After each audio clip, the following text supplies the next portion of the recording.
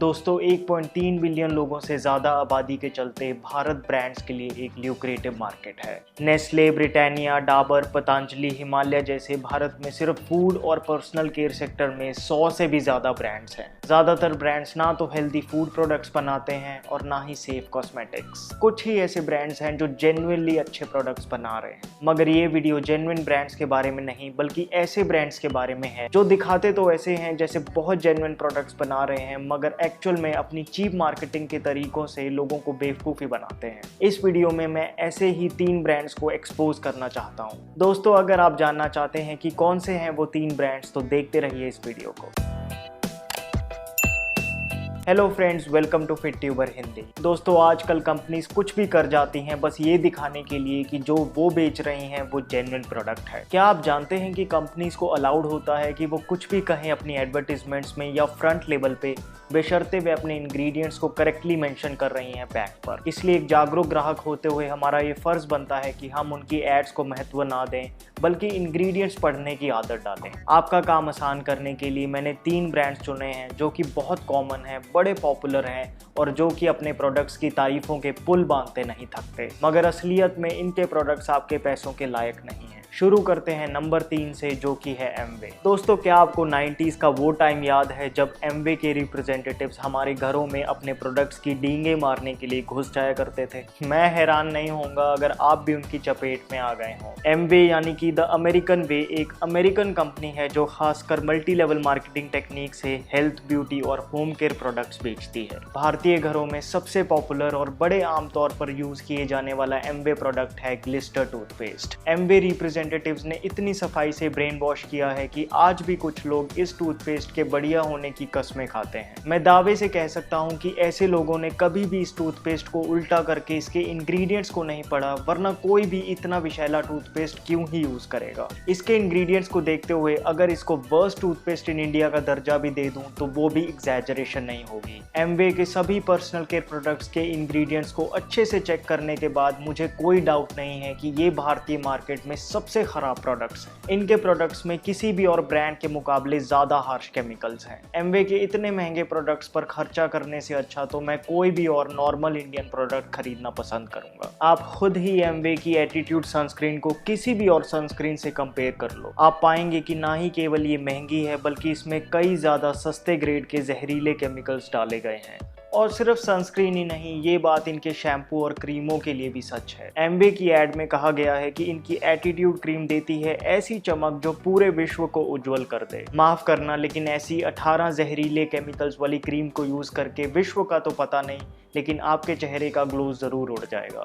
Amway ने food supplement industry में भी अपना पैर फंसा रखा है। एमवे न्यूट्रीलाइट का प्रोटीन पाउडर एक तो सोयाबीन से बना है और ऊपर से महंगा भी है। इससे कहीं बेहतर प्लांट प्रोटीन पाउडर्स अवेलेबल हैं भारतीय मार्केट में। प्रोडक्ट्स को छोड़ो, एमवे एज अ कंपनी पर भी भारतीय सरकार की पॉलिसीज और इलीगल प्रैक्टिसेस चलाने के आरोप लगे हुए हैं। एमवे ने 2025 तक अपने टर्नओवर का लक्ष्य 6000 करोड़ रखा है, जो कि आज के मुकाबले 3 गुना है। क्या वे इसके लायक हैं? इसका फैसला तो आप जनता को ही करना है। पर्सनली मैं तो कभी भी इनके प्रोडक्ट्स पे अपने पैसों को वेस्ट ना करूं। नंबर 2 पर है हिमालय। दोस्तों हिमालय एक बैंगलोर बेस्ड कंपनी है जो कि काफी पॉपुलर है इंडियन मार्केट में अपने पर्सनल केयर प्रोडक्ट्स को लेकर। अपने हर्बल प्रोडक्ट्स के लिए हाईली ट्रस्टेड हिमालय प्रोडक्ट्स आमतौर पे उन लोगों की चॉइस होते हैं जो कि सेफ कॉस्मेटिक्स यूज करना चाहते हैं। हिमालय के नीम फेस वॉश ने तो जैसे भारतीय मार्केट में आंधी सी ही ला दी है और आज ये सबसे ज्यादा बिकने वाला कॉस्मेटिक प्रोडक्ट बन चुका है। हिमालय वेलनेस के फाउंडर की माने तो उनकी मोटिवेशन और विजन है कि आयुर्वेद के प्राचीन विज्ञान को आज के दौर में फिर से वापस लाना। मगर क्या वो ऐसा कर रहे हैं? क्या हिमालय के प्रोडक्ट्स सही मायने में आयुर्वेदिक हैं? लगता तो नहीं। हिमालय के काफी प्रोडक्ट्स को क्लोजली देखने के बाद मैंने पाया कि 1 या 2 हर्बल इंग्रेडिएंट्स के अलावा बाकी सभी इंग्रेडिएंट्स किसी भी अन्य कॉस्मेटिक प्रोडक्ट की तरह ही है। मिसाल के तौर पे हिमालय के नीम फेस वॉश के 1 ग्राम में 50 मिलीग्राम नीम है, और 5 मिलीग्राम हरिद्रा। बड़ी अच्छी बात है, लेकिन ये तो सिर्फ 5% इंग्रेडिएंट्स हैं। बाकी 95% में तो वही विषैले अल्कोहल, कॉस्मेटिक कलर और पता नहीं क्या क्या। क्या आपको पता है कि ये 2 इंग्रेडिएंट्स ऐसे हैं जो स्किन को पेनिट्रेट करके ब्लड का कैंसर तक कर सकते हैं। अब ऐसे प्रोडक्ट को आयुर्वेदिक प्रोप्राइटरी मेडिसिन बताना, क्या ये कंज्यूमर्स के साथ धोखा नहीं है? और फेस वॉश तो छोड़ो, चौंकाने वाली बात तो ये है कि इनका so called anti hair fall hair oil भी कुछ अलग नहीं है। हेयर ऑयल में भी फिनॉक्सीइथेनॉल डाला हुआ है और बेस क्या है वो छुपाया हुआ है, और लिखा हुआ है कि रेफरेंस भाव प्रकाश से लिया गया है। भाव प्रकाश आयुर्वेद का एक अनमोल ग्रंथ है, कम से कम उसकी तो इज्जत रखो। वैसे समझ नहीं आता, हेयर ऑयल जो कि बड़ी आसानी से प्योरेस्ट फॉर्म में निकाला जा सकता है, उसमें क्यों एडल्ट्रेशन करते हैं? और करते हो तो आयुर्वेदिक मेडिसिन ना लिखो। और ऐसा नहीं है, बड़ी कंपनीज हैं जो ऑथेंटिक आयुर्वेदिक हेयर ऑयल्स बना रही हैं और लगभग उसी प्राइस में ही बेच रहे हैं। दोस्तों, इसलिए अगली बार जब भी आप हिमालय का प्रोडक्ट खरीदने का सोचें तो एक बार जरूर चेक कर लें कि आपको वही दिया जा रहा है ना जो ये लोग प्रॉमिस कर रहे हैं। दोस्तों, अब बात करते हैं नंबर 1 ब्रांड, जो कि है हिंदुस्तान यूनिलीवर का लीवर आयुष। हिंदुस्तान यूनिलीवर एक ब्रिटिश डच कंपनी है जिनके प्रोडक्ट्स ने भारत में 70-80 सालों से पैर जमा रखे हैं। अभी कुछ ही साल पहले हिंदुस्तान यूनिलीवर ने लीवर आयुष ब्रांड नेम के अंडर आयुर्वेदिक हेल्थ और पर्सनल केयर प्रोडक्ट्स निकाले हैं जो कि इंडियन सेलिब्रिटीज ने जमकर प्रमोट किए हैं। टूथपेस्ट से लेकर शैम्पू, क्रीम और हेयर ऑयल जैसे काफी प्रोडक्ट्स हैं। इनका कहना है कि लीवर आयुष के सारे प्रोडक्ट्स 5000 साल पुराने आयुर्वेद के ज्ञान पर निर्धारित हैं।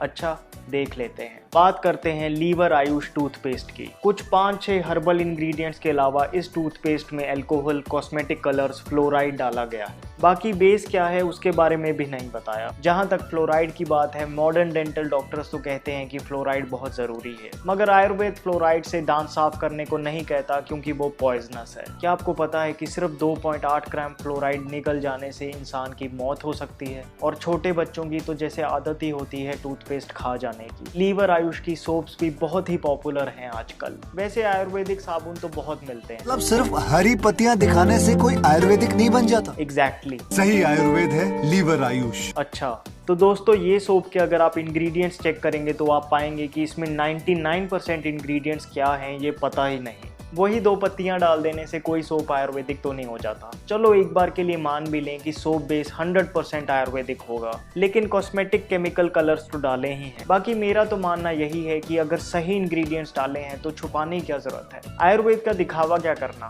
और फिर ये कहते हैं कि दिखावे से बचो, सही आयुर्वेद चुनो। दोस्तों, लीवर आयुष के लगभग सभी कॉस्मेटिक प्रोडक्ट्स ऐसे ही हैं, इसलिए देखकर खरीदें। देखा जाए तो ये कंपनीज बस इसलिए टिकी हुई हैं क्योंकि हम लोग इन पे ट्रस्ट करते हैं। जो भी ऐड में बोलें, पैक पे लिखते हैं, हम मान लेते हैं। लेकिन दोस्तों, अब समय आ गया है कि हम एक जिम्मेदार जागरूक ग्राहक बने, और चाहे कोई कंपनी कितनी भी ट्रस्टवर्दी क्यों ना हो, एक बार प्रोडक्ट खरीदने से पहले इंग्रेडिएंट लिस्ट जरूर